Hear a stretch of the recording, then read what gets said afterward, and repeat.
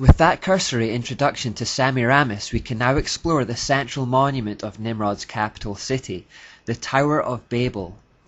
This monument, commissioned by Nimrod, would be his power base, his castle, his palace, his throne. It's estimated that around 600,000 people were gathered together for its construction, and we find the motivation for it in Genesis 11, where the people say, "Come, let us build ourselves a city with a tower that reaches to the heavens, so that we may make a name for ourselves and not be scattered over the face of the whole earth." These lofty words may remind you of those spoken by Lucifer in Isaiah and Ezekiel.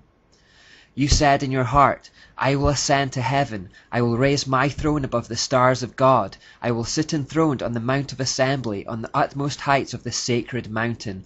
I will ascend above the tops of the clouds, I will make myself like the Most High." Notice the words sacred mountain, the idea that God resides atop a mountain. It is repeated again in Ezekiel 28 when God says, "You sinned, therefore I cast you as a profane thing out of the mountain of God, and I destroyed you." Now, the Tower of Babel is often misrepresented in paintings. You'll often see it look something like this.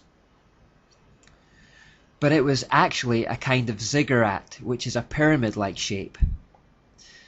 Indeed, from the Babylonian ziggurats we get similar structures in Egypt, Africa and South America, remains of which can still be seen today and are amongst the world's most beloved tourist attractions.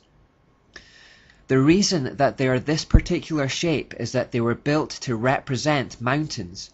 Satan wants to be like God, he therefore mimics him in every way. The people Satan influences do likewise. Just as Satan wanted to ascend to the mountain of God to become God, the people he influenced were the same. Nimrod built the Tower of Babel to represent a sacred mountain, at the top of which he would have his throne room, his heaven, and he would rule from there not just as a king but as a god. It represents the deification of man, the idea that man can become a god. It is the old serpent's lie from Eden. Nimrod's subjects would have to ascend up the steps of the mountain for his council. In a city full of low-lying, flat-topped roofs, he would literally be the Most High amongst them, a constant visual reminder to the people of his supremacy. Wherever they were within Babylon and for miles around, they would see the top of the tower and to know that their king and God was keeping a watchful eye over them from heaven, monitoring their every move. This would strike a mixture of fear and awe into his subjects.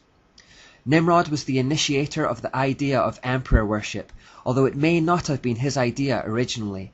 Evidence suggests that Semiramis was actually the brains behind this concept, and that it was a clever device for helping them keep a tight grip on their subjects. She appeared to understand that a surefire route to gaining earthly honor, prestige and power is through religious authority. Spiritual authority secures temporal authority. Nimrod was more than happy to go along with it, just as Adam was happy to go along with Eve in the Garden of Eden. By turning himself into a god and establishing emperor worship as a common practice, he maintained control over his subjects. Because of his association with fire and the sun, he became known as the sun god. His consort, Semiramis, understandably became associated with the other leading light in the sky, a moon goddess. Around themselves as the sun and moon gods, they created an entire religion that was based on a corruption of primeval astronomy developed by Noah's righteous ancestors prior to the flood. This religion has come to be known as the Mystery Religion.